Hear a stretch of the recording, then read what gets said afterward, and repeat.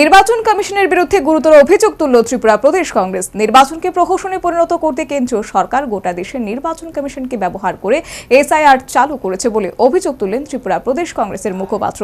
এর বিরুদ্ধে জনমত গড়ে তোলা রাজ্য আন্দোলনের ডাক প্রবীর চক্রবর্তীর।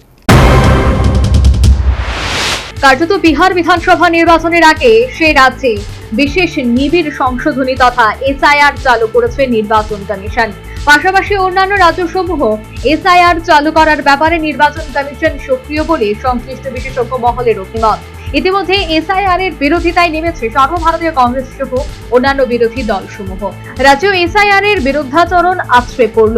আক্ষরিক অর্থে এসআইআর এর বিরোধিতায় নামল ত্রিপুরা প্রদেশ কংগ্রেস। এ ব্যাপারে কেন্দ্রীয় সরকার এবং নির্বাচন কমিশনের বিরুদ্ধে গুরুতর অভিযোগ করলেন ত্রিপুরা প্রদেশ কংগ্রেসের মুখপাত্র প্রবীর চক্রবর্তী। নির্বাচনকে প্রহসনে পরিণত করতে কেন্দ্রীয় সরকার গোটা দেশে নির্বাচন কমিশনকে ব্যবহার করে এসআইআর চালু করছে বলে রবিবার আহত সাংবাদিক সম্মেলনে জানালেন প্রবীর চক্রবর্তী। আসন্ন নির্বাচনগুলিকে আবার যাতে প্রহসনে পরিণত করা যায় সেই লক্ষ্যে নির্বাচন কমিশনকে দিয়ে এসআইআর চালু করা হয়েছে, যা বিহারকে কেন্দ্র করে শুরু হয়েছিল।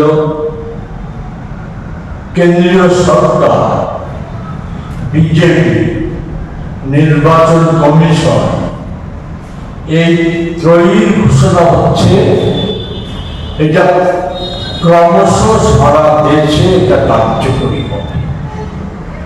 এর উদ্দেশ্য নাকি নির্ভুল ভোটার তালিকা প্রণয়ন করা, যার ভিত্তিতে আগামী নির্বাচন হবে।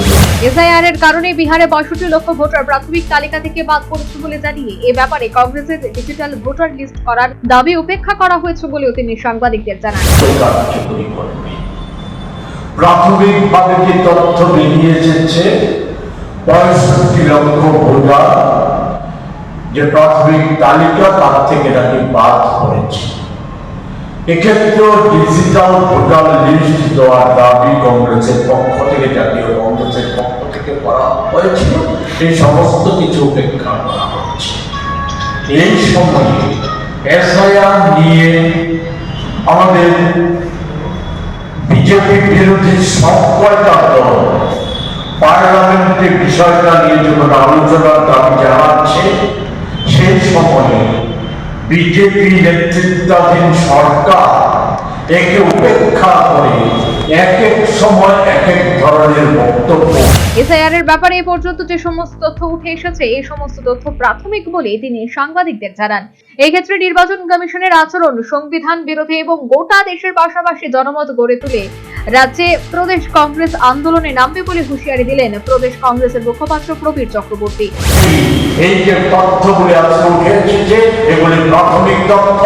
এই তথ্যের নিরিখে এবং আরো তথ্য নানা রাজ্যের যে সমস্ত তথ্য আছে সেই তথ্যের ভিত্তিতে নির্বাচন কমিশনের যে আচরণ এটা সংবিধান বিরোধী, দেশদ্রোহী, অপরাধমূলক কাজ, দেশের মানুষের বিরুদ্ধে অপরাধমূলক কাজ করছে। এর বিরুদ্ধে দেশবাসীর সাথে সাথে আমরা রাজ্য জনসাধারণকে আমরা ঐক্যবদ্ধ করব, ঐক্যবদ্ধ করে তুলব। এর প্রতিবাদে আমরা রাজ্যব্যাপী আমরা জোরদার প্রতিবাদ আন্দোলন সংগঠিত করব।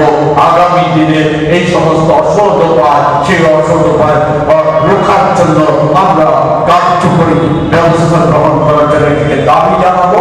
অন্যদিকে আমরা সাংগঠনিকভাবেও প্রস্তুত। সর্বোপরি নির্বাচন কমিশনের বিরুদ্ধে গুরুতর অভিযোগ তুলল ত্রিপুরা প্রদেশ কংগ্রেস। নির্বাচনকে প্রহসনে পরিণত করতে কেন্দ্রীয় সরকার গোটা দেশে নির্বাচন কমিশনকে ব্যবহার করে এসআইআর চালু করছে বলে অভিযোগ তুলেন ত্রিপুরা প্রদেশ কংগ্রেসের মুখপাত্র।